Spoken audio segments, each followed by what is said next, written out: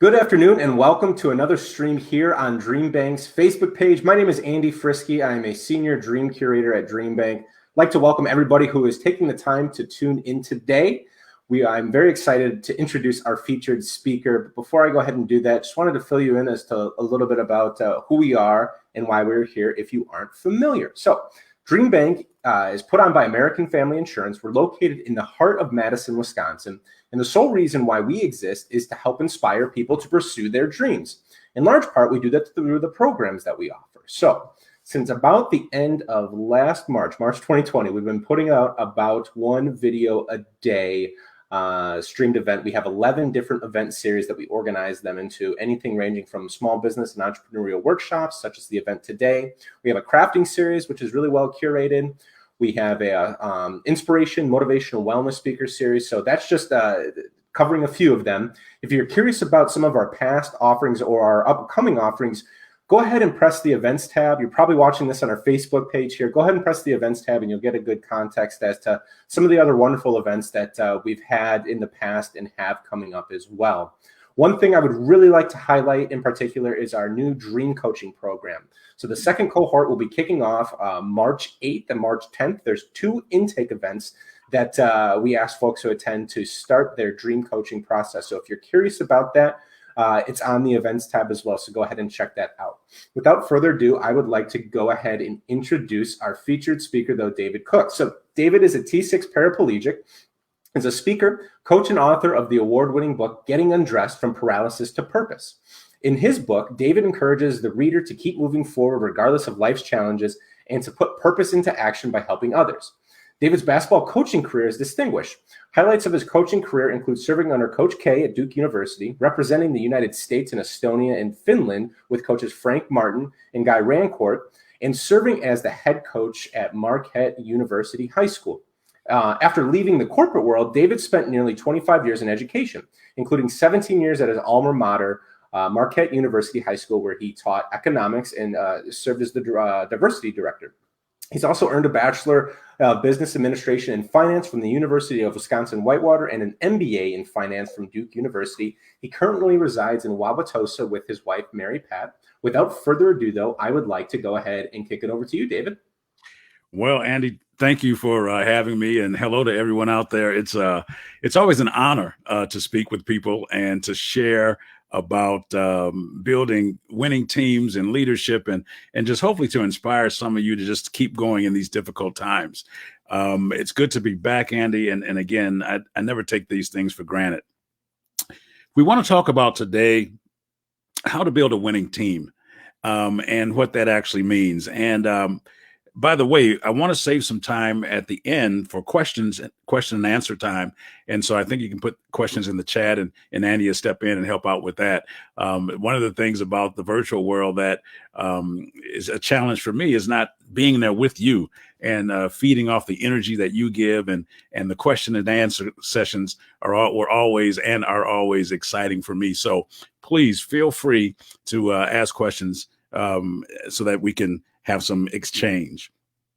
I will start off by saying that for those of you who thought Duke basketball was not going to be very good this year, well, you know what? I think we're turning the corner. Hopefully there's some Carolina fans out there. Let's talk about building a winning team in changing and difficult times. We're in tough times right now. You know, I don't know how else to say it. And so it's important for us to take a look at what we're doing and why we're doing it. And if there was ever a time for a message about being adaptable and making change, it's now. Before you build a winning team, I think I want to talk to you today about leadership to begin with. I think those of you that are watching and who registered for this event are leaders in your own right. And so you're here because you are a leader. And all championship teams and championship situations begin and end with leadership. Without that, you will not succeed. And so we're going to talk about some of the components of leadership. Before you put your team together, though, there's something I think that needs to be done before then. In all the years that I coached, before our season even began, I would get together with my coaching staff and we would sit down and put together what we thought would be the best strategy for the upcoming season, based on what we felt our competition was going to be doing, potentially what our players would be like, etc. And we call that our mission statement. And I think before you put a team together, you need to develop a mission statement, a statement that talks about your goals and your ambitions for that year. For example, for us, we always wanted to be in competition for a conference championship and ultimately a state championship. And while we did that, though, we wanted to make sure that we were building the character of our young men. They were actually boys that would become young men by the time we were finished coaching them in high school. And so I think that's an important thing for us to do, is make sure we have a mission statement, a vision about what it is we want to do. What are we trying to achieve? What's the best strategy that we can use? What's our competition doing? What's the marketplace like? And you have to have a vision about that before you begin to have your tryouts, before you select your team. So let's get a mission statement established. It doesn't have to be long. It just needs to be thorough enough that you can come underneath the concept of it, and it can hold you accountable for what you're trying to do. There are 4 things I think that leadership provides that are important for your team. Number 1 is opportunity. Opportunity. Number 2, and we'll come back and talk about each one of these. Number 2 is confidence. Number 3 is support. And the 4th thing I call is vision. We've already touched on vision, but we'll come back to it a little bit, because that vision has to be explained to the members of your team. Opportunity. Leaders are responsible for identifying talent and, more importantly, putting talent in position to be successful. And in doing that, you're creating an opportunity not only for individual success, but also for collective success of your team. And so it's important that as a leader, you're always looking forward. You're looking ahead. You're looking for what's next. What's the next opportunity that you can create for your team to be successful? I would always try to look for non-conference games, is what we would call them, that were very difficult, that were different than what we were used to, that would stretch our team, that would see a different style of game, a different style of play, a different caliber of player. And that was part of the opportunity that we would provide our players. We would travel. We would do things like that would create opportunities outside the norm. Right now, things are pretty kind of mundane. And looking for opportunities that are creative and that will energize your team becomes very important. The second thing I talked about and I mentioned briefly is to have confidence, and to provide confidence. And confidence goes 2 ways. One, the members of your team, they need to know that you believe in them. They need to know that you have their back. They need to know that you're a part of them. And of equal importance is that they need to have confidence in you as a leader. They need to believe in what you say and what you do, and that you've established a reputation of being someone that is not only available, but also reliable. Often as a coach, sometime we would always talk about that with our players, about it's one thing to be here, but it's another thing to be where you're supposed to be when you're supposed to be there. And that's reliability. And that becomes very important. Confidence is often, I think, underrated when it comes to making a winning team. When someone really knows that you believe in them and that you think that they can achieve at a very high level, you know what that does? That boosts their confidence, and they then will run through a wall for you. And it's such a great thing to know when you know that someone is genuinely concerned about your overall well-being, not just your performance in the game, so to speak, but when the game is over, in life, outside of work, in their family. That becomes very important, because championship teams begin with leadership, but championship teams become family. And that becomes very important. And confidence both ways is a part of that. Your team needs to have confidence in you as a leader, and you need to instill confidence in your players as their coach. You see, a coach is an interesting thing. I think we all should have a coach in our life of some sort. I just heard Andy talk about the new DreamWork coaching program. I don't know much about it, but if it's what I think it's going to be very good, because a coach is able to do a number of things. Number one, a coach can help you see things that you can't see. your blind spots. And that's why they're called blind spots, because you're blind to them. And he or she is able to help you see that. And in addition to that, oftentimes a coach is able to bring things out of you that you may not even know you have. I remember there were players that we would start off with, and they couldn't shoot outside of 15 feet. But we thought they had a nice the mechanics were good, the form was good. And so we were like, you know what? We're going to keep working with them and eventually extend their range, stretch them. So now they become 3-point shooters, and they have now added to their game. And that's what we're talking about. Number 3 is support. I think support and confidence kind of go in the same area. In this time, in this day and age, I think it's as important as ever for the members of your team to know that you're there to support them. As you navigate through difficult times and change, we are all faced with trying to do things in a more efficient manner and in a different manner. You know, pandemics come to do one thing, I think, and that is to accentuate the essential and eliminate the unessential. And that's where we are. And I think that oftentimes I used to talk to my players about wasted motion. And they'd be doing so much out there on the court going nowhere.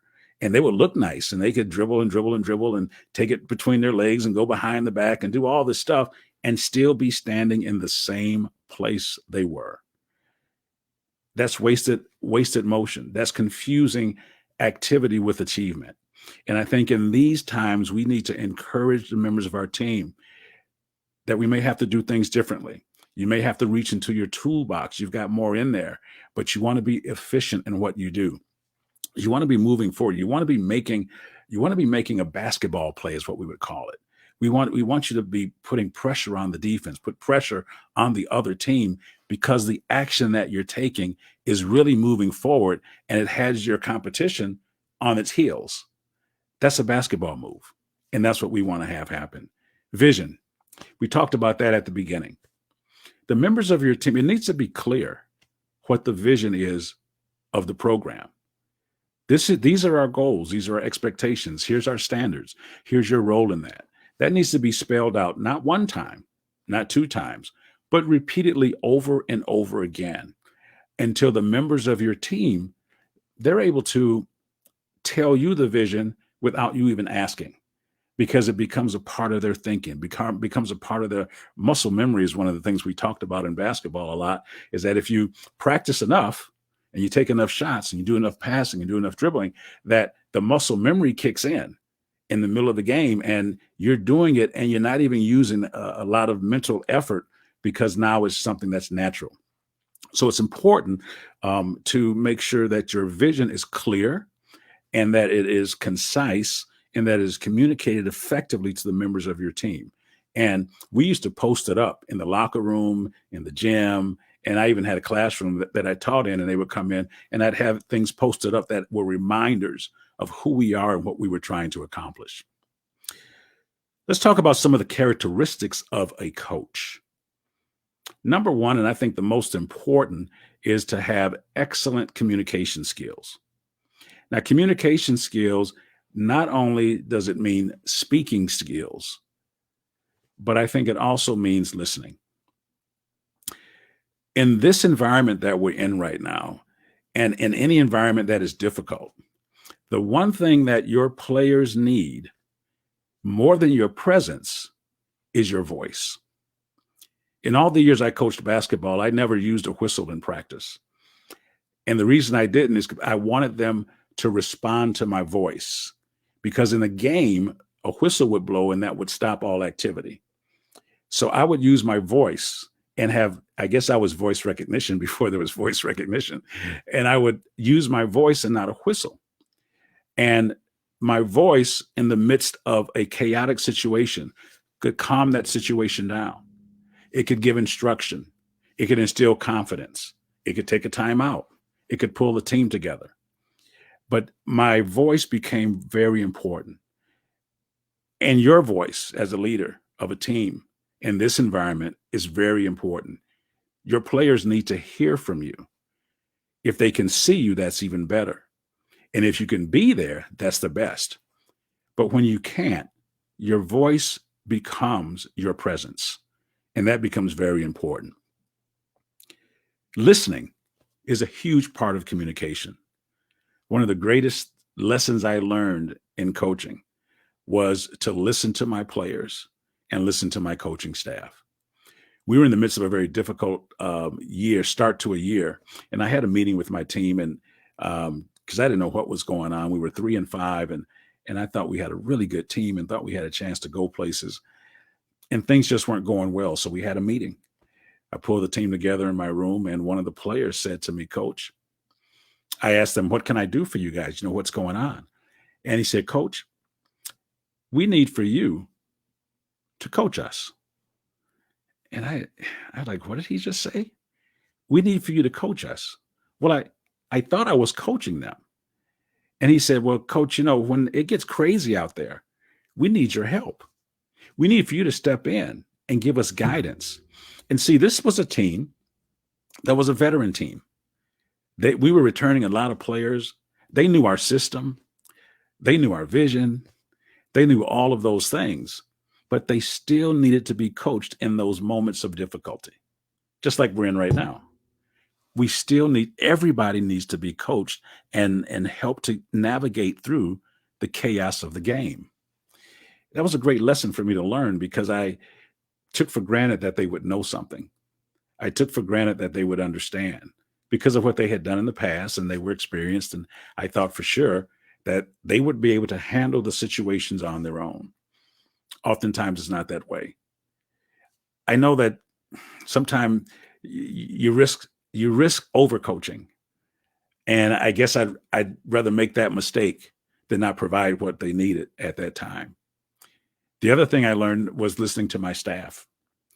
I had a great coaching staff, and I was always a man-to-man coach. That's what I did for defense. We were going to be in your grill, man-to-man, etc. And I had a coach on my staff, Coach OC. And Coach OC was always in my ear about running the 1-3-1 zone.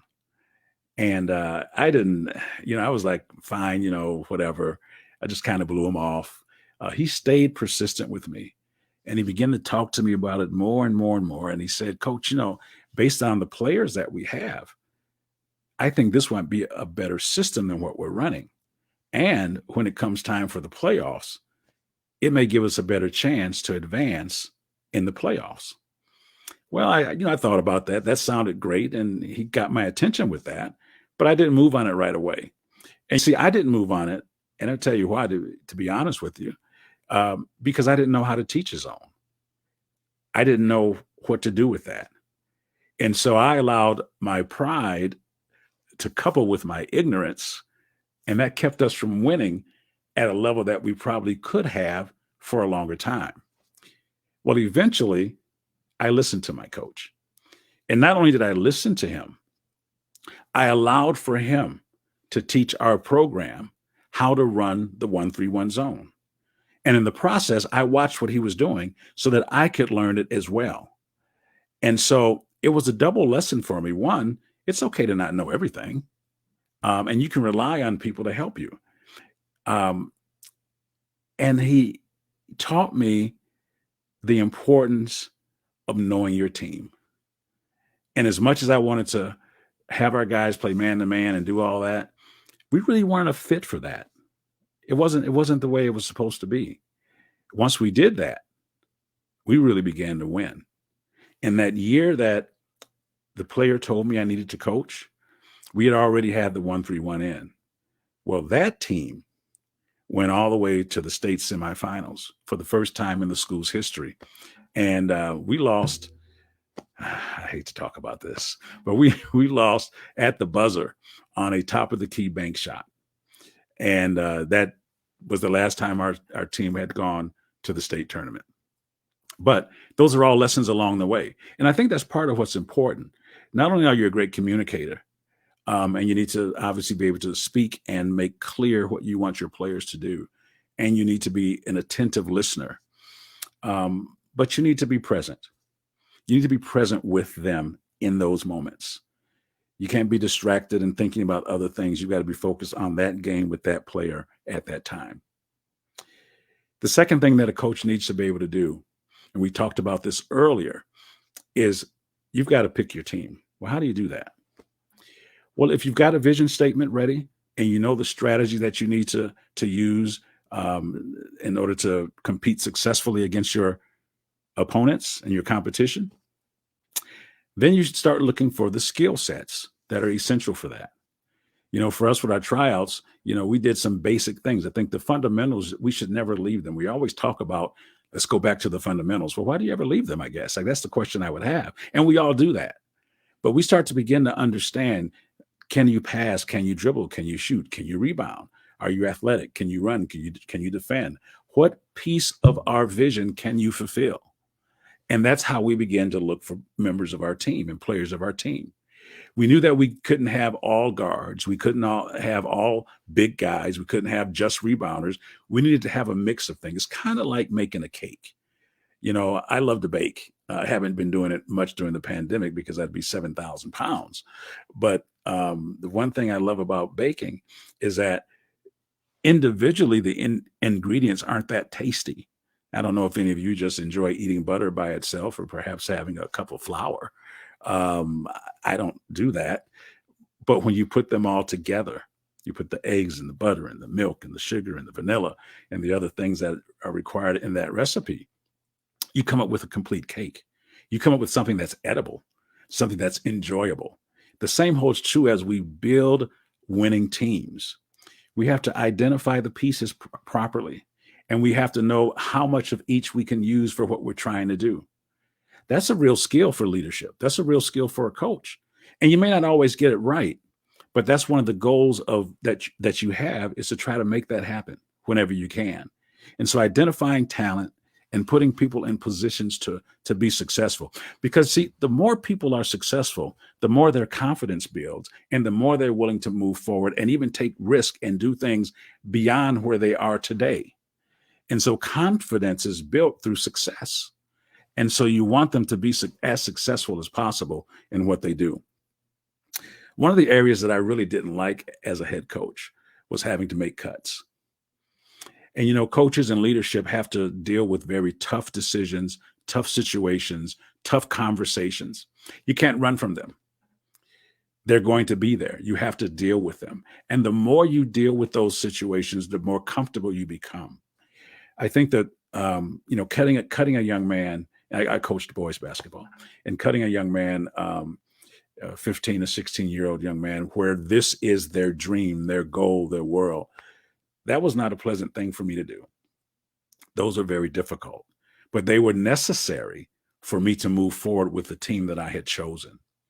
One of the things I tried to do, if a person wasn't a fit for what we were doing, is see if if their skill sets were transferable to something else, to some other sport, or are they interested in getting into coaching? Would they like to be a manager? Would like to help me do what I do?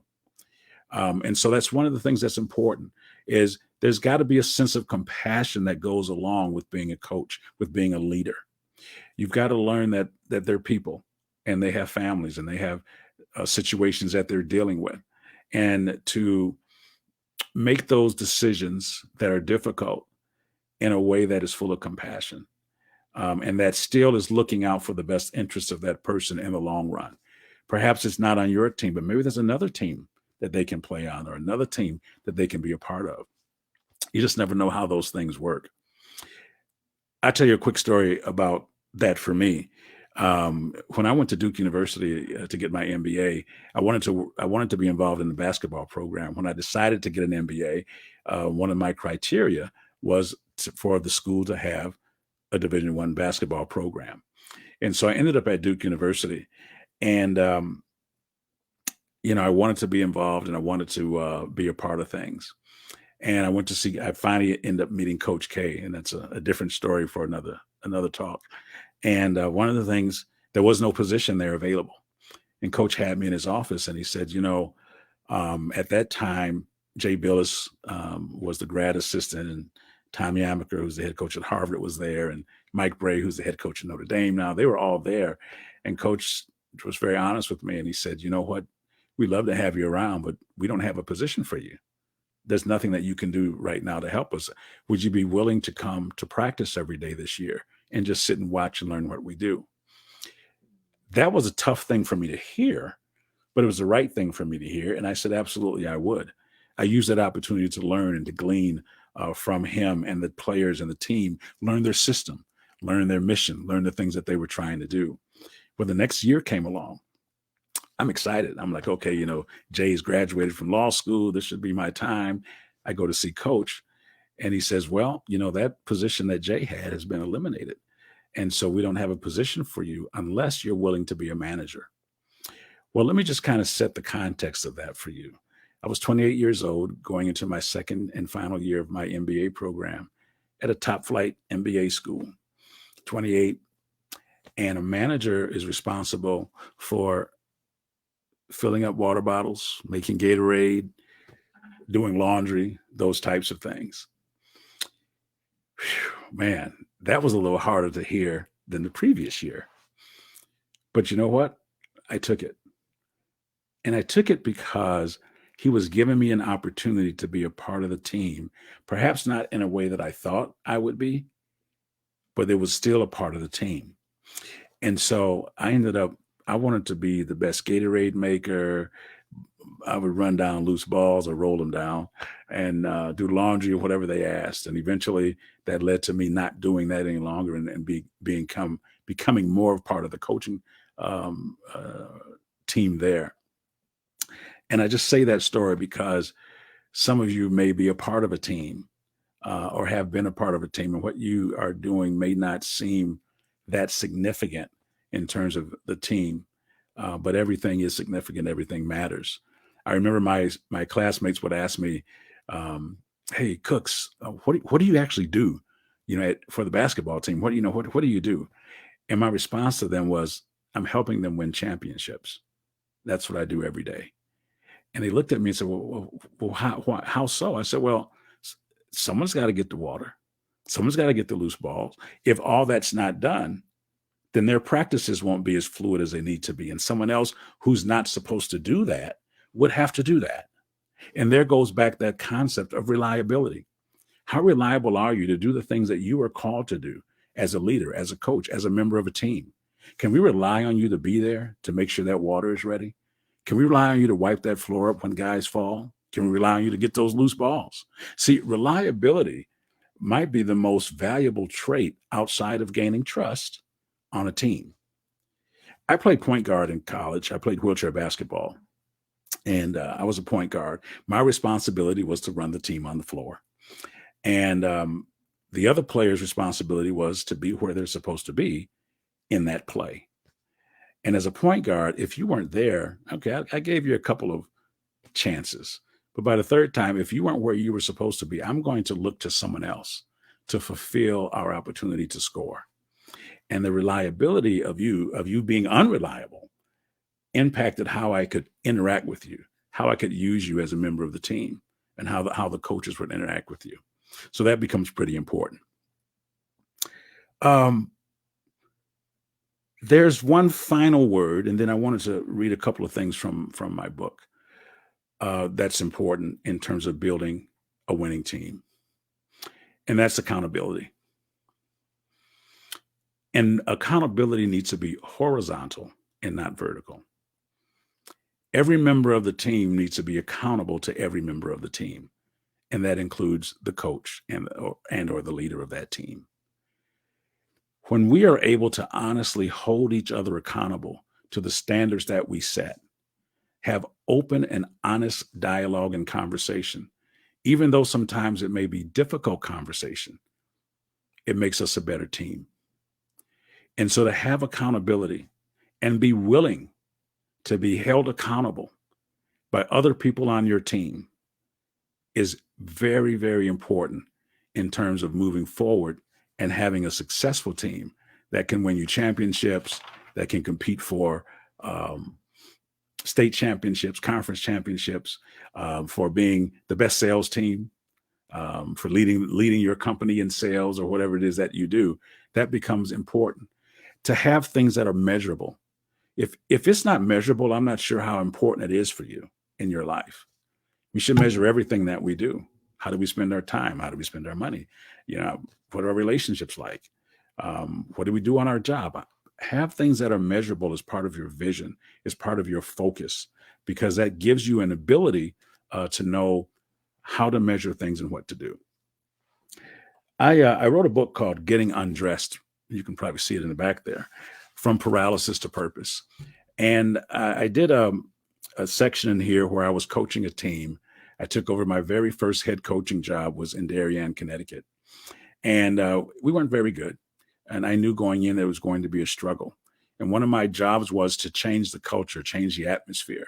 I wanted us to become competitive in the conference that we were in. We were limited in our ability and talent, but we weren't limited in what I would say would be our effort and our ability. In order to have a winning team, you need to have winning habits. You need to have championship habits. And those need to be done over and over and over again. Habits are the gateway to success or failure. If you have great habits, chances are you're going to have a lot of success in life. If your habits aren't so good, you're going to struggle, and it's not going to be pleasant. So as you begin to put your teams together, keep in mind the importance of the habits. We talked about fundamentals before. Those habits become crucial to your success. We had things that we would do every day in our practice at Marquette High School. We know we had a certain amount of footwork that we worked on every day. Guys did not like that at all because it was mundane. It wasn't exciting. It wouldn't get you on ESPN or in the newspaper. But when the game was on the line, if your feet were right, you had a chance to get by anybody and get to the basket and score. We did passing. We did ball handling. We did shooting. We did those things every single day. We used to lock the door of the gym 15 minutes prior to the start of practice, because if you weren't early, you were late. That was a championship mindset to get them to understand the importance of being there and being present. And when you step into the gym, we're ready to go. We don't have time to wait. You prepare before you start practicing so that you're ready. Those are some of the habits that I think are pretty important. I want to read a couple of things out of my book, Getting Undressed from Paralysis to Purpose. It says here, we couldn't just talk about change. We had to practice it. Change doesn't happen by happenstance. It requires a willingness to confront fear, pain, and uncomfortable truths. And it takes the courage, discipline, and out-of-the-box thinking, and some hard work to produce tangible results. So as you're putting a team together in a changing environment and you're trying to get things straightened out, understand that it's going to take a lot of time and effort and confrontation. You've got to go past your point of comfort. You've got to almost, I don't want you to become comfortable being uncomfortable, but I want you to understand the purpose of being uncomfortable. And that is to get you to another place of comfort. It's pushing you, it's moving you, and to challenge the people on your team to do more, to be better, to be more efficient. It says here that a winning culture competes every day. We talked about habits before and repetition. The best way to learn is to have repetition. A winning culture competes every day, improving individual and collective skill sets. See, when one of us gets better, we all get better. And that's the beauty of a team, is that as we get our individual skills together, if each person is being the best version of themselves on this team, that gives us a better chance of winning, from the head coach all the way down to the manager. It says that a winning culture never marginalize, easy for me to say, I wrote this. It never marginalize roles or responsibilities. Instead, it stresses the importance of each role in accomplishing universal goals. Let me translate that for you. Everybody needs to know their value and know that they're valued as part of your team. I'll say that again. Everyone needs to know their value and know that they're valued as a part of your team. That's very important. One of the things I learned, obviously, from filling water bottles at Duke University, was how important everything was, that everything mattered. And so when I became a head coach, I wanted to make sure that player number 12, 13, 14, and 15, who probably would not get on the court, who probably would not get a lot of time, that their role, I had to let them know that their role in practice and on the bench during games was just as important as mine as the head coach. See, I didn't say as important as the other players, as mine as the head coach, because it was my responsibility to run the team. Now, clearly, each person on that team, player 1 through 15, had a role to fulfill and had a job to do. And if they didn't do that job, they would come and sit next to me on the bench and we'd have a conversation. And those weren't very nice, but you have to have those. And so they begin to understand, well, if my role is to make the guys in front of me better every day in practice, then I'm going to come in here and I'm going to give my 100% to do that. And so for everyone, so not marginalizing or making it less than or making someone more important on your team than others, that's not going to work. The important aspect, well, let me say it this way. Players know who the good players are on your team. They just know that. And you know what? If they're a good teammate, they're going to do all they can to get the ball in the hand of that player who has the propensity to score for us, because the more he or she has the ball in their hands, the better our opportunity to score. And the easier it is for me to do what I'm supposed to do, because that person who is achieving at a high level can take some of the pressure off of me and allow for me to be more comfortable, and then I can increase my level of participation. Not marginalized or minimized. In a winning culture, each player is expected to do this: work hard, stay prepared, care for one another, make sacrifices, and produce when called upon. I'll read that again because I think that's pretty important. In a winning culture, each player is expected to work hard, stay prepared, care for one another, make sacrifices, and produce when called upon. So let's finish up with this, and then we'll have some time, hopefully, to take some questions. There is no reward for hard work. I didn't give a trophy for participation. I know that may be different than what we do nowadays, but I should tell my players all the time, the expectation is that you're going to work hard. I'm not going to give you a hand clap for that. I'm not going to give you an attaboy for that. If you don't work hard, you're going to limit the opportunities that you're going to have in our program. So one of the expectations, one of the pillars of our winning culture was you're going to work hard. And not only was that a pillar, but it was my responsibility to create a practice plan, an environment that would encourage that to happen. And so our practices were not easy. Our drills were not easy. And so they got in a habit, even if they didn't know how hard to work when we first got started. The fact that we made the practices difficult so that they would have to work hard, they eventually understood what hard work meant.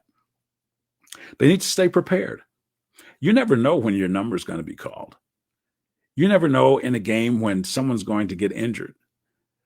They sprain an ankle or they get sick or something like that. And you've been sitting there waiting on your chance. You need to be prepared, because when I put you in the game, the expectation is that it will be like a seamless transition. There won't be a need to trying to get you up to speed and get you ready and tell you what you need to do. You've been in practice with us every day. You know what the plays are. You understand how we do what we do. So when you get in there, I expect that you have stayed prepared. One of the things I tell people is that if you stay prepared, you never have to get ready, because you're always ready. So I had them stay prepared. Caring for one another. Wow. You know what? There is nothing like that. I don't even know how to describe it. For the person on my right and on my left in this locker room, we're sitting in here all together. We need to care for one another. We need to love one another. It's just a real simple thing. We need to care and love for each other. That goes such a long way to having a winning culture and building a winning team. To really care about someone. Sometimes you may not agree with everything that someone does, and you may not like everything they say, but that doesn't mean you can't be compassionate about them or care about them and still want the best for them. We had to care for each other. I think one of the things that I tried to establish in our locker rooms and in our program was this thing called trust. Because if I can't trust the person on my right and on my left, and we're in the middle of the trenches and the game is on the line, we'll never win. Because without trust, there can be no change. You have to trust before we can change. You have to trust me that I'm going to take you to a good place before we can go. If you don't trust me and you're hesitant and you're skeptical, we just can't win that way. And part of that is caring for one another. You have to make sacrifices. In basketball, there's only 5 players on the court at a time. And I've got 10 to 15 people on the team, 10 to 15 people or players on the team. That means you have to make sacrifices. Sometimes you don't get to do everything that you're capable of. Some of the best players, LeBron James, Michael Jordan, when they became themselves, when they really became the best version of themselves, it was when they began to make the people around them better. And they began to sacrifice some of their skill set, which they had. And they didn't have to do everything. They would sacrifice some things for other people. In basketball and hockey and other sports, we have a thing called the assist. Wow. The power of the assist is amazing. The assist is the pass that is made to the person who makes the shot. Now just think about that. If that person shot that ball him or herself, they may have made it, but they give up that shot because their teammate has a better shot over there and they pass it over there. They make that sacrifice. They make a sacrifice, and that sacrifice makes us better. And that doesn't make you less of a player or less of a teammate. In fact, it makes you a better teammate. It makes you more of a player because you were willing to make a sacrifice. We're talking about building a winning team, having a winning culture. And then lastly, when you are called upon, you got to produce, period. This is a bottom line world we're in. When you're called upon, you have to produce. I mean, I don't know how to say that any other way. You must produce. And so that becomes pretty important. At the end of the day, we're trying to win. And each of us needs to produce at our highest level. We need to work hard. We need to stay prepared. We need to care for one another, make sacrifices, and produce when called upon. Culture is about the approach. It's about what you do and what you don't do. I think sometimes we forget about the latter. We always think that culture and these things are about what we do, but it's also about what we don't do. There are things in our program we didn't do. Our players did not complain to officials. That would get them immediately on the bench. Our players weren't allowed to use profanity in practice or in the game because I knew that would cost us potentially a possession and a technical foul. There were things that we did not do. We did service in the community. Those are things that we did do. So it's a combination of both of those things. I think we're about 45 minutes in. I was reading from my book, Getting Undressed from Paralysis to Purpose, to close out today. We talked about leadership a lot today. We talked about leadership providing opportunity, about providing support and vision, about having a vision statement. We talked about the importance of communication, about listening as part of communication, not only speaking. We talked about identifying talent and putting people in position to be successful. We talked about horizontal accountability. I'm accountable to the person on my left. They're accountable to me. I'm accountable to the person on my right. They're accountable to me. You need to have standards and accountability. We talked about the importance of you as a coach, how important your voice is in the absence of your presence. Your voice can bring calm, it can give direction. People need to hear from you. You're a coach. And I think that's where we'll stop here. And Andy, are you there? I am. I am. Thank you so much for that, David. I really appreciate that. I mean, there's a lot of, first of all, thank you so much for sharing, a lot of the lessons that you have learned throughout your, your personal and professional career. A lot of great things in there, especially as someone who's, I'm just gonna willing to bet a little bit younger than you are. So I feel like those are a lot of good lessons that can definitely be shared, especially like you touched on in today's environment. One thing you talked about early on was about confidence, and I'm wondering, I don't necessarily feel confidence is something that you're just born with, right? You as a leader, what were some ways that you were able to instill confidence in some of the players or people around you? Well, I think one of the things I did was affirm their successes. I think a lot of times we spend more time making corrections than we do confirming or affirming people. Once, and you have to do both. Okay. I mean, you have to have them both. But one of the ways I instilled confidence in people that were on my team or even in the business world was to make sure that I was rewarding the behaviors that I wanted to see. And when I began to do that, they would want to do more of that because I was rewarding that. And I think that was one of the biggest ways to do it. And also just to compliment people and say, man, that was a nice job on that. How did you explain how you did that to me? Everyone loves to talk about their successes. I don't care who you are. And if you can get people to sit down and share what they've done with you, and then you affirm that and talk about how great that is one of the greatest ways to instill confidence. I think sometimes we, in education and otherwise, we're always spending time on the students that's struggling and the students that's giving us problems and that type of stuff. And you need to deal with that.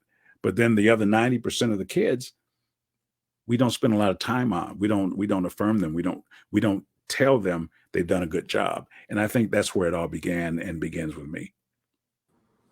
Thank you for that. I played sports all through high school, in college, and when you mentioned the locking, I didn't play basketball though. I played some other sports, but when you mentioned locking the doors 15 minutes early, that kind of brought back some memories as well about getting ready and making sure that we were out on the field at one time or at a certain time, right? And fortunately, I never got caught, or I shouldn't say never got caught. I never had the misfortune of not showing up early or on time, right?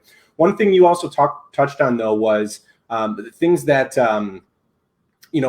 things that you don't do are sometimes as equally as important as the things that you do. And I'm wondering, you personally, if there's anything that you stopped doing or didn't do this past year that really allowed you to have success in your life, whether it was personal or professional. Yeah, I think over the last year, it was a great time. I had dealt with some sickness and stuff, so I was kind of in the house, and I had to do a lot of reflecting and just thinking about what was important to me and who was important in my life, and the things that I needed to discard and get away that were extra weight on me, things I need to do health-wise, eating-wise, things like that. Those are some of the changes that I made. And then I began to look at my professional career as a speaker and an author, and what would I do next, and how would that, how can I continue to share this message of my life and inspiration with others? And I had to take some classes on digital marketing and those types of things, and then I began to look into starting a podcast, which will be coming out soon, and other things that I had to take a look at my toolbox, my skill set, and see how can I do this differently. I asked a lot of questions. I made a ton of mistakes along the way. We talked a little bit earlier offline about beginning to do some investing in different things, and I've lost money and I've gained money, but I learned a lot through those losses. I was on video. I learned a lot looking at videos and those types of things. That's a lot of what I've had to do over this past year to recalibrate. to get redressed, to put on new clothes. The book is called Getting Undressed, and it's something that we all do on a regular basis. I don't think we look at it this way, but it's kind of a rebranding. It's kind of a starting over. Whatever you're putting on the morning of today, you didn't have on last night, and it is an indication of where you're heading. And just to be more conscious about that, and to be more intentional about thinking about those things that you're doing, and thinking about your own brand as a person, not as a business. I could consider myself a business, I guess, but as a person. And what is my brand exuding to people? What kind of energy am I giving out in the marketplace? Those are things I begin to think about and become a lot more intentional about. I think sometimes we just aren't as conscious about things as we ought to be. And then we need to tweak and see what's ahead. I would love to be speaking in front of a room of 2,000 people. But that's not happening right now. So do I do nothing? No. Do I still have a purpose? Yes. And I think sometimes in difficult times, we don't understand that our overall purpose and passion still lives in the midst of that. We just have to dig a little bit deeper sometime and take a leap. You got to jump. You got to try it, and not be afraid of failure. And I think that's what helped me a lot over this past year. Thank you for that, David. Very appreciate that. We've got a lot of praise from folks coming in. Caitlin says that she absolutely loved this session. Could listen to David all day. What a great voice and message. Thank you, sir.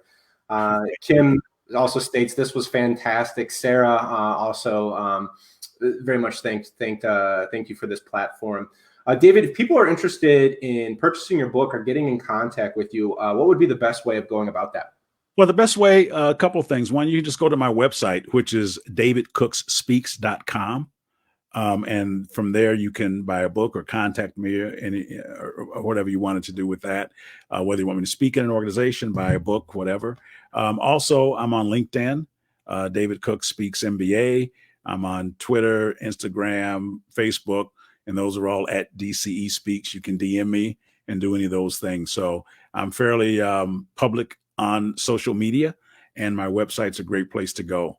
And I look forward to hearing from you. I mean, this is fun for me, and I appreciate the response of the people that you read. That builds my confidence. That makes me feel good. And you're like, okay, man, I didn't do so bad. Some people liked it, and that's where you talk about how that builds your confidence.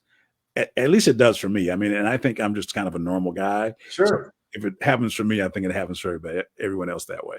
Absolutely. I can definitely attest to that. I went and put your email address, or excuse me, your website in the comments there. So for folks who are tuning in after this event is live, they'll at least have that resource as well. We just had one actually more question come in if you're open to it. So this one's from Becky. She said, "Thank you, David. I appreciate your insight and stories. I'm the new leader of an events team, but we can only have virtual events. Any thoughts on how I can get people to stay involved and engaged? I'm struggling with participation without being able to give people tasks for in-person events."